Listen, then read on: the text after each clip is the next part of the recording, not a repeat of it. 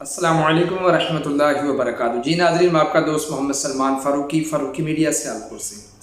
ناظرین، رات عمران خان کا مینار پاکستان میں جلسہ ہوا اور اس جلسے کے متعلق سوشل میڈیا کے اوپر ایک ہلچل سی مچی ہوئی ہے۔ کچھ کہہ رہے ہیں جی جلسہ بہت کامیاب ہوا، اور کچھ کہہ رہے ہیں جی جلسہ فلاپ ہو گیا، جلسہ فلاپ ہو گیا۔ یہ عمران خان کا جلسہ جو ہے وہ عمران خان پہلے کہتا تھا ایک کامیاب جلسہ ہوگا، اور میں اس جلسے سے پتہ چل جائے گا پوری دنیا کو کہ عمران خان ایک کیسی فتح رکھتا ہے۔ لیکن چلے عمران خان کے سپورٹروں سے، کارکنان سے وہاں پہ چلتے ہیں کہ ان سے یہ مطلب دیکھتے ہیں کہ وہ کیا کہتے ہیں۔ جب ہم تحریک لبیک کے تحریک انصاف کے سپورٹروں کی طرف جاتے ہیں، کارکنان کی طرف جاتے ہیں، وہ بڑے بڑے صحافی، ایسے صحافی جو چمچا گیری کرتے ہیں، جو ان کے در پر سر جھکائے کھڑے ہوتے ہیں، وہ بھی جب ان کی رپورٹیں دیکھتے ہیں، ان کے سوشل میڈیا کے اوپر ان کی پوسٹیں دیکھتے ہیں، تو وہ جب اپلوڈ کر رہے ہوتے ہیں تو وہ 2018-2022 کے جلسے کی، بعض نے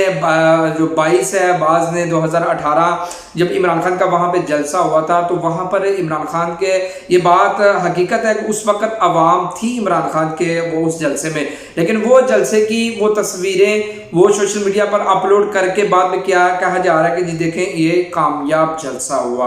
اور ایک طرف نون لیگ کے سپورٹر ہیں، وہ بھی اس طرح کی باتیں کر رہے ہیں جی یہ عمران خان کا ناکام جلسہ ہوا، لیکن عمران خان کے اپنے سپورٹر، عمران خان کے اپنے کارکنان وہ بتا رہے ہیں پچھلی تصویریں اپلوڈ کر کے کہ عمران خان کا جلسہ کتنا کامیاب ہوا ہے۔ اور یہاں بات نہیں رکی، بات آگے دیکھیں کہ ایک بندہ، ایک صاحب ہے، شاید وہ رپورٹر ہیں یا وہ صحافی ہیں، وہ اپنے سوشل میڈیا کے اوپر اپلوڈ کرتے ہیں، تصویر اپلوڈ کرتے ہیں کہ وہ جب ہاکی گراؤنڈ کے اندر یا فٹ بال گراؤنڈ تھی، وہاں پر عمران خان کا ایک جلسہ ہوا تھا، وہ بہت بڑا جلسہ تھا، اور وہاں پر بڑی تعداد کے ساتھ لوگ وہاں پر آئے تھے، اور اس کی وہ تصویر وہ وہاں پہ اپلوڈ کر رہا ہے، وہ ویڈیو اپلوڈ کر رہا ہے، اور ساتھ یہ کہہ رہا ہے جی یہ لاہور کا جلسہ اور کامیاب جلسہ ہے۔ اور لوگوں نے پھر بتایا کہ بھائی عقل کے اندھے نقل کے لیے عقل کا ہونا بھی ضروری ہے، اور یہ عمران پاکستان کی کون سی ایسی وہ ڈیکوریشن بنی ہوئی ہے کہ جیسے ایک گراؤنڈ، فٹ بال گراؤنڈ ہے یا ہاکی گراؤنڈ ہے۔ یہاں تک میں کہنے کا مقصد یہ ہے کہ یہ عمران خان کے اپنے لوگ ہی بتا رہے ہیں کہ عمران خان کا جلسہ کامیاب ہوا ہے یا فلاپ ہوا ہے۔ ہاں، اگر میں ایک بات ضرور کہتا ہوں کہ اگر یہ بات کر دینا کہ جب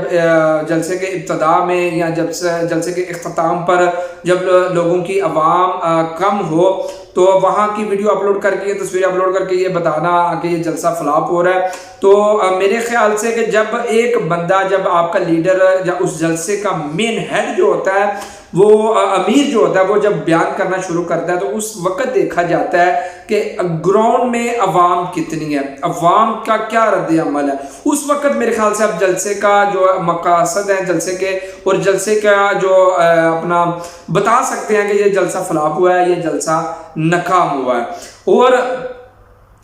شاید اسی طرح فلاپ ہونا تھا یا فلاپ ہوا ہے، شاید اسی وجہ سے تحریک انصاف کی جو لیڈرشپ تھی وہ بھی عمران خان کا بیان چل رہا تھا تو وہ وہاں سے بھاگنا شروع کر دیا تھا انہوں نے کہ شاید عمران خان ہمیں پکڑ لے کہ بھئی یہ اتنی عوام کم آئی ہے، میں تمہیں سیٹیں نہیں دوں گا، کیونکہ سیٹوں کی لالچ پر ہی عوام کو وہاں پر بلایا جاتا ہے۔ یا صحافی ہیں وہ یاسمین راشد صاحب سے پوچھ رہا ہے کہ آپ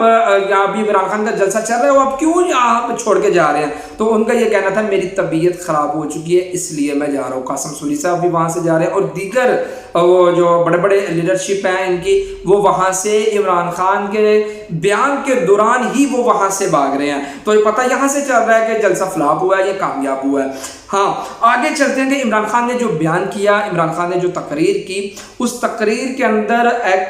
10 اہم نکات عمران خان نے رکھے ہیں کہ جی میں اس کی کہہ لیں کہ وہ عمران خان کی سیاست کا ایک منشور ہے، وہ عمران خان نے سامنے رکھا کہ میں اس نکات کو مد نظر رکھتے ہوئے میں اگر حکومت میں آتا ہوں تو وہ اس طرح کے کام کروں گا۔ جیسے اس نے پہلے نمبر پہ بولا جی بیرونی ممالک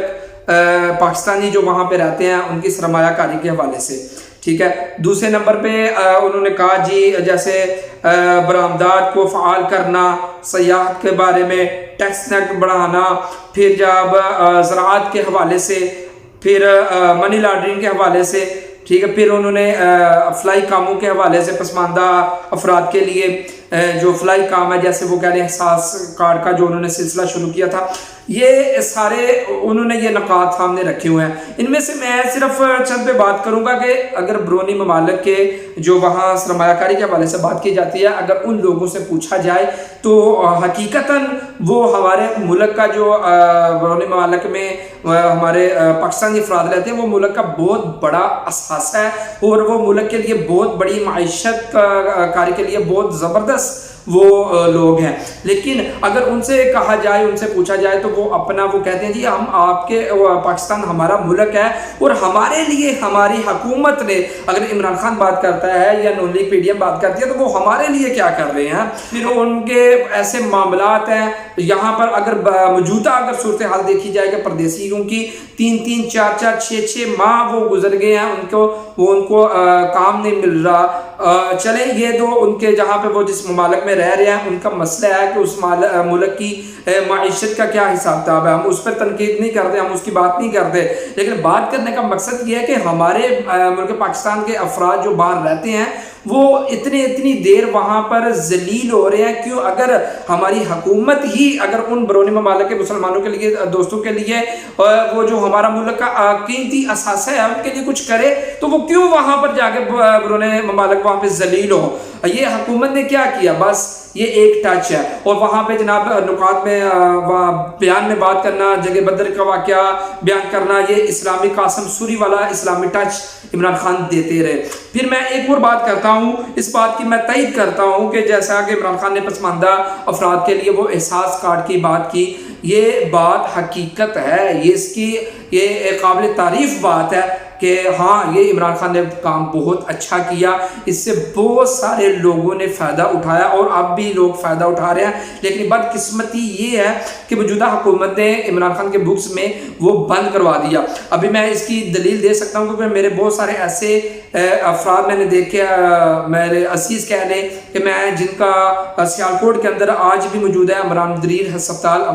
ہسپتال، وہاں پر یہ کارڈ کی سہولت آج بھی لوگ وہاں پہ لے رہے ہیں. اور یہ مجھے تب پتا چلا کہ جب میں خود ان لوگوں کے ساتھ وہاں پہ گیا اور میں نے دیکھا، ان سے میں نے پوچھا کہ آپ کی اتنے معاملات یہ کیسے ہینڈل کر رہے ہیں، تو انہوں نے یہ بتایا کہ یہ کارڈ کے ذریعے ہم یہ کر رہے ہیں. یہ عمران خان کا یہ کام جو ہے ہم اس کی تعریف کرتے ہیں، جو تعریف کے قابل ہے وہ کریں گے. لیکن بات کرنے کا مقصد ہے یہ جو جتنے بھی نکات عمران خان نے یہ آپ کے سامنے رکھے ہیں، اس سے قبل یہی نکات، اس سے پہلے یہی منشور عمران خان نے اپنی حکومت میں 3.5 سال کی حکومت گزاری ہے اور وہ یہی رکھا تھا کہ ہم یہ کریں گے، لوگوں کے گھر بنائیں گے، نوکریاں دیں گے. ان میں سے جو میں نے کہا کہ جو ہے وہ ٹھیک ہے، قابل تعریف ہے، ان میں سے کوئی ایک بتا دیں جو اب عمران خان کی حکومت آئی تھی تو عمران خان نے اس پر عمل کیا ہو.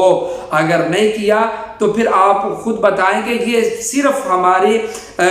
مجھ جیسے غریب کے ساتھ میری غربت سے ساتھ کھیلا جا رہا ہے اور مجھے بار بار بتایا جا رہا ہے کہ ہم غلام ہیں اور ایسے غلام ہیں، ایک ایسے غلام ہیں کہ جن کو صرف اور صرف میں عمران خان ہی آپ کو نکال سکتا ہے. اور ہمیں یہ غلامی کے نعرے لگا کر یہ بتا کر کہ آپ ایک غلام ہیں، اور خود یہ کن کے غلام ہیں یہ بھی آپ نے دیکھ لیا کہ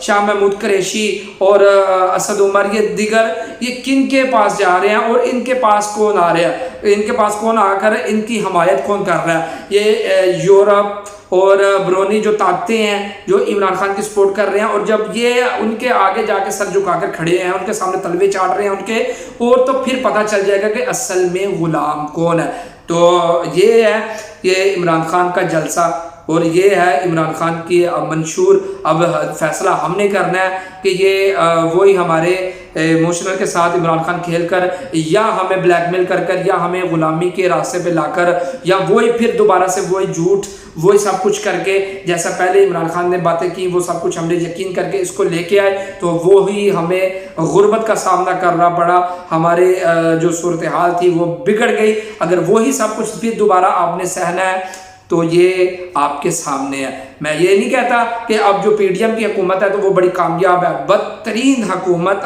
اس وقت جو ہے، بدترین حکومت جو کر رہی ہے وہ پی ڈی ایم حکومت ہے. اور ملک کا جتنا بیڑا غرق اس وقت جو پی ڈی ایم کر رہی ہے وہ کوئی اور نہیں کر سکتی۔ تو میں یہ کہوں گا آخر میں کہ یہ سب کچھ بہتر ہو سکتا ہے صرف اور صرف اسلام کے نفاذ سے۔ جب اسلام کا نفاذ ہوگا تو ہر چیز ہر ایک کو اس کے حقوق دیے جائیں گے۔